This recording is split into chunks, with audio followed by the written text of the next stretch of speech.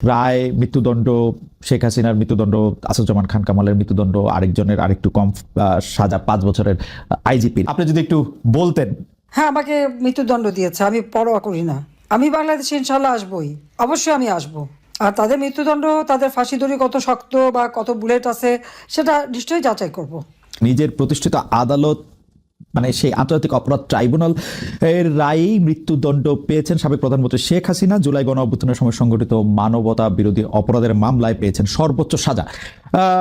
তবে এই মুহূর্তে ভারতে থাকার কারণে তাকে এর মুখোমুখি হতে হচ্ছে না। শেখ হাসিনাকে ফেরানোর ক্ষেত্রে অন্তর্বর্তীকালীন সরকার কি উদ্যোগ নিচ্ছে এবং এই মৃত্যুদণ্ড, এই রায়, এর রাজনৈতিক কনসিকুয়েন্স নিয়ে আমরা কথা বলার জন্য আজ আমাদের সঙ্গে পেয়েছি সাবেক প্রধানমন্ত্রী শেখ হাসিনা। আপনি আমাদের ধন্যবাদ এবং কৃতজ্ঞতা এবং শুভেচ্ছা জানবেন। আমাদের সাথে আরো থাকছে জামায়াত ইসলামের আমির ডক্টর শফিকুর রহমান। আপনি আমাদের ধন্যবাদ এবং কৃতজ্ঞতা এবং শুভেচ্ছা জানবেন। আপনার কাছে জানতে চাইবো যে আমরা দেখেছি যে রায়, মৃত্যুদণ্ড, শেখ হাসিনার মৃত্যুদণ্ড, আসাদুজ্জামান খান কামালের মৃত্যুদণ্ড, আরেকজনের আরেকটু কম সাজা 5 বছরের আইজিপি। আপনি যদি একটু বলতেন। হ্যাঁ, আমাকে মৃত্যুদণ্ড দিয়েছে, আমি পরোয়া করি না। আমি বাংলাদেশে ইনশাল্লাহ আসবই, অবশ্যই আমি আসবো। আর তাদের মৃত্যুদণ্ড, তাদের ফাঁসি দড়ি কত শক্ত বা কত বুলেট আছে সেটা নিশ্চয়ই যাচাই করব। ঘটনাচক্রে আমাকে দেশ ছেড়ে আসতে হয়েছে, সেটা আমি জানতাম না যে আমি দেশ ছেড়ে আসতে। আমি জানি আমি টুঙ্গিপাড়া যাচ্ছি। যাও, এটা হয়তো আল্লাহর ইচ্ছা ছিল কোনো না কোনোভাবে, যে এত কষ্ট যাদের জন্য করলাম তারাই চাইলো না যে আমি থাকি। তো কাদের জন্য করলাম? আমি জানি আমাকে মৃত্যুদণ্ড দেওয়া হয়েছে। আমাদের নেতাকর্মী অনেকের খুব মন খারাপ। আমি একটা কথা বলবো যে মন খারাপ করার কিছু নেই, রাজনীতিতে এরকম সময় আসে। আর ওরা কারা যে মৃত্যুদণ্ড দেয়? ওরা তো অবৈধভাবে ক্ষমতা দখলকারী।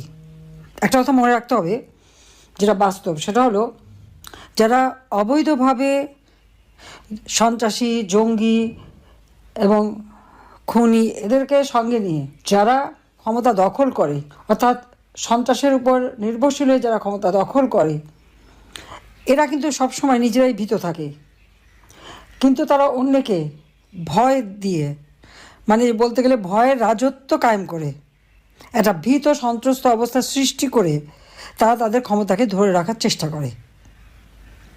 কারণ তারা মনে করে তাদের যেহেতু জনসমর্থন নাই, একটা চক্রান্তের মধ্য দিয়ে আসে, ষড়যন্ত্র করে আসে, অবৈধ অর্থ মিলিয়ে আসে, সে কারণেই এরা একটা ভীতিকর পরিস্থিতির সৃষ্টি করে। কারণ এদের মনের ভিতরে ভয় থাকে, দুর্বলতা থাকে, সেই জন্য বাইরে সেটা ওইভাবেই প্রকাশ করে যে তারা সকলের উপর একটা মানে ভয়ভীতি দিয়ে তারপর তারা ক্ষমতাকে মনে করে যে এটাই টিকে থাকার একমাত্র উপায়। আর ক্ষমতার মসনদ টিকে রাখার জন্য তারা এই অবস্থাটা সৃষ্টি করে। এই ক্ষমতার মসনদ যেটা দখল করলো, ওটা ধরে রাখার জন্য কোনো জনগণের সমর্থন না, জনগণের ভালোবাসা না, জনগণের আস্থা না, বিশ্বাস না, একটা ভীতিকর পরিস্থিতি। আর এই ভয় ভীতিটা যতদিন পর্যন্ত সাগরে না কাটিয়ে উঠতে পারবে ততদিন এরকম মর্মে মরে থাকতে হবে। হ্যাঁ, আমাকে মৃত্যুদণ্ড দিয়েছে, আমি পরোয়া করি না। আমি বাংলাদেশে ইনশাল্লাহ আসবই, অবশ্যই আমি আসবো।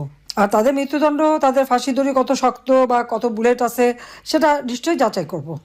ঘটনাচক্রে আমাকে দেশ ছেড়ে আসতে হয়েছে, সেটা আমি জানতাম না যে আমি দেশ ছেড়ে আসতে। আমি জানি আমি টুঙ্গিপাড়া যাচ্ছি। যাও, এটা হয়তো আল্লাহর ইচ্ছা ছিল কোনো না কোনোভাবে। কারণ আমি একটা জিনিস আমি সবসময় দেখি, বাংলাদেশে আমি যখন ফিরে আসি অনেকেই খুব শঙ্কিত ছিল যে দেশে আমার মা, বাবা, ভাই, ছোট্ট রাসেলকে পর্যন্ত ছাড়ে নাই, তাকেও হত্যা করেছে।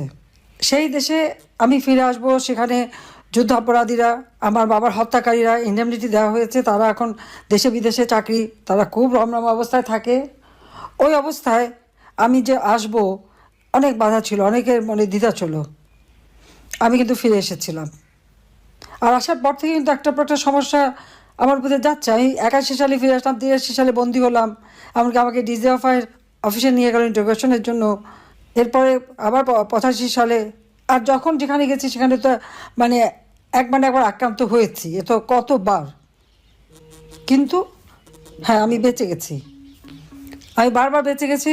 জানি না, এখানে আমি বলবো আল্লাহ রাব্বুল আলামিন আমাকে বাঁচিয়ে রেখেছেন।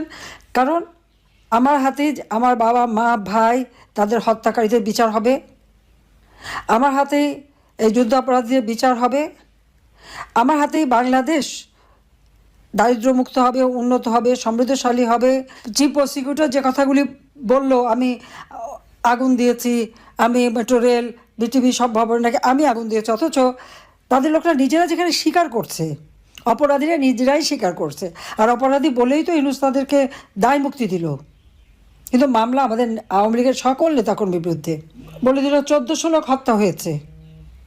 তা আওয়ামী লীগের তো আমার মনে হয় প্রায় 8-10 হাজার লোক, আমরা তাদের কোনো খবরই জানি না, কত মানুষকে মেরে গুম করে ফেলেছে। 1 মাসের মধ্যে প্রায় 300-400 হত্যাকাণ্ড ঘটেছে। এই হত্যাকাণ্ড কারা ঘটাচ্ছে? এটা তো ইউনূসের পেটোয়া বাহিনী, তারাই তো এই হত্যাকাণ্ড ঘটাচ্ছে একের পর এক। আজকে ইন্টারন্যাশনাল ক্রিমিনাল কোর্ট 1973 সালে সেটা করা হয়েছিল যুদ্ধ অপরাধীদের বিচারের জন্য, বেআইনিভাবে সংশোধন করে করে সেখানে আমাদের বিচার হবে, আবার পার্টি হিসেবে বিচার হবে, কারণ দেশে প্রচলিত আইন তো আছে। তবে হ্যাঁ, একটা জিনিস ইউনূস ম্যাজিক দেখালো যে মাত্র 20 দিনের হিয়ারিংয়ের পরই দেখা গেল জজ সাহেব 450 পাতার জাজমেন্ট লিখে ফেলে দিল। চমৎকার দেখালো আর কি সব কিছুতেই। আজকে যা সকলের কাছে প্রশ্নবিদ্ধ, অর্থাৎ অবৈধ সরকারের সকল সিদ্ধান্তই অবৈধ। আমি সমস্ত আহত পরিবারকে চিকিৎসা দিয়ে, আহত যারা ছিল সকলকে চিকিৎসা আমি দিয়েছি, কিন্তু 5 তারিখে আমি আসার পর তারা কি পরবর্তীতে চিকিৎসা পেয়েছে? পায়নি। 34 জনের মতো সেই সময় শহীদ হয়েছিল, আমি তাদেরকে গণভবনে ডেকে নিয়ে আসে তাদের সান্ত্বনা দিয়েছি। আমি জুডিশিয়াল ইনকোয়ারি কমিশন গঠন করে দিয়েছি তদন্ত করবার জন্য। ইউনূস যদি হত্যাকাণ্ডগুলি না ঘটিয়ে থাকে তাহলে এই তদন্ত কেন বন্ধ করলো সে? জুডিশিয়াল ইনকোয়ারি কমিটিকে তদন্ত করতে দিল না। এমনকি ব্রিগেডিয়ার সাখাওয়াত সাহেব স্বরাষ্ট্র মন্ত্রণালয়ের দায়িত্বে যখন বললেন যে সিভিলিয়ানদের কাছে অস্ত্র চলে গেছে, 7.62 বুলেট কোথা থেকে আসলো, এটা আমাদের ভালোভাবে তদন্ত করে বের করতে হবে, এটা শুনেই ইউনূস ঘাবড়ে গেল, অমনি তাকে সরিয়ে দিল। তার কারণ কি? এই অবৈধ অস্ত্র ইউনূসেরই সাপ্লাই, সেই ব্যবহার করেছে, সেই হত্যা করেছে। এই হত্যার জন্য দায়ী ডক্টর মোহাম্মদ ইউনূস এবং তার ওই এখন যারা এনসিপি হয়েছে, সেই সাথে জামাত, বিএনপি, শিবির, তারা। আমি একটু জানতে চাইবো যে 32 নম্বর ধানমন্ডি 32 নম্বর যেটা বঙ্গবন্ধুর বাড়ি ছিল, সেটি ভাঙচুর এর আগে যখন হয়েছে সরকার সেটি ঠেকানোর কোনো রকম চেষ্টা দেয়নি। অনেক সরকারের শীর্ষ কর্মকর্তাকে জনরোষ বলেছিলেন। গতকাল ঠিক না, আমার জন্য গতকাল মানে আসলে 17 তারিখ, সেইটা রক্ষা করার ব্যাপারে এত সিরিয়াস এবার আমরা সরকারকে কেন দেখলাম? এতে কি সরকারের অবস্থানে পরিবর্তন হয়েছে নাকি না আসলে কোনটা? 32 নম্বর ভাঙতে চেয়েছে জনগণ, ভাঙতেই তো দেওয়া উচিত ছিল এর আগের বারের কথা স্মরণ করে আর কি। বাংলাদেশ একটা ক্রান্তি লগ্নের মধ্য দিয়ে চলছে। বাংলাদেশকে নিয়ে যেন একটা ধ্বংসের খেলা শুরু হয়েছে। বাংলাদেশের আজকে চরমভাবে ধ্বংস করে আজ একটা জঙ্গি সন্ত্রাসীদের দেশ হিসেবে পরিণত করা হয়েছে। এই ছোট বাড়িটা, যে বাড়িটা আমার মা অনেক কষ্ট করে প্রতিটি ইট নিজের হাতে গেড়ে তিনি এই বাড়িটা গড়ে তুলেছিলেন। ওই বাড়িতেই 15ই আগস্ট আমার বাবা জাতিপিতা বঙ্গবন্ধু শেখ মুজিবকে হত্যা করা হয়। আমার মা বেগম ফজিলাতুন্নেসা মুজিবকে হত্যা করে। আমার 3 ভাই, সকলে আমার ছোট। মুক্তিযোদ্ধা ক্যাপ্টেন শেখ কামাল, মুক্তিযোদ্ধা লেফটেন্যান্ট শেখ জামাল এবং ছোট রাসেল, যার বয়স ছিল মাত্র 10 বছর, তাদেরকে কেউ নির্মমভাবে হত্যা করে। কামাল জামালের নবপরিণীতা বধূ সুলতানা এবং রোজি জামালকে হত্যা করে। আমার একমাত্র চাচা শেখ আবু নাসের, তিনিও মুক্তিযোদ্ধা, পঙ্গু ছিলেন, ঘাতকের নির্মম বুলেটের আঘাতে তিনিও জীবন হারান। যে স্মৃতিটুকু নিয়ে 2 বোন বেঁচেছিলাম, আজকে সেই স্মৃতিটুকু ভেঙে ফেলা হচ্ছে। এর আগে আগুন দিয়ে পুড়িয়েছে, আজকে ভেঙে ফেলা হচ্ছে। হ্যাঁ, একটা দালান ভেঙে ফেলতে পারে, ইতিহাস মুছতে পারবে না। একবার ভাঙলে আবার আমরা করতে পারবো। এই বাংলাদেশ আবার মাথা তুলে দাঁড়াবে। বাংলাদেশের মানুষ আবার বিশ্ব দরবারে মাথা উঁচু করে দাঁড়াবে। আল্লাহ যখন বাঁচিয়ে রেখেছেন, তো নিশ্চয়ই আমার কিছু কাজ বাকি আছে, সেটুকু করার জন্য আল্লাহ বাঁচিয়ে রেখেছেন। নইলে বারবার কেন মৃত্যুর হাত থেকে বেঁচে আসবো? মানুষের দোয়া, উপরে আল্লাহ রাব্বুল আলামিন ওই গ্রেনেড হামলা, গুলি, বোমা সব জায়গা থেকে তো আমাকে রক্ষা করে নিয়ে এসেছেন। এবারেও তো সেই একই অবস্থা। এবারে তো একটাই লক্ষ্য ছিল, তার মেটিকুলাস ডিজাইনই ছিল ইউনূস সাহেবের আমাকে 2 বোনকে হত্যা করা। তারপরেও কিভাবে আল্লাহ আমাদেরকে রক্ষা করেছেন। কাজেই আবার বাংলাদেশ ফিরে আসবে, মুক্তিযুদ্ধের চেতনা গড়ে উঠবে, শহীদের রক্ত কখনো বৃথা যেতে পারে না, এটাই আমার কথা। আমাদের মুক্তিযুদ্ধের ইতিহাস আমাদের গৌরবের ইতিহাস, আমাদের বিজয়ের ইতিহাস। এই ইতিহাসকে মুছে ফেলতে পারবে না। আমি জানি এটা মুছে ফেলার চেষ্টা হচ্ছে, সংবিধানকে ধ্বংস করা, জাতীয় পতাকা ধ্বংস করা, অনেক চেষ্টাই করা হয়েছে।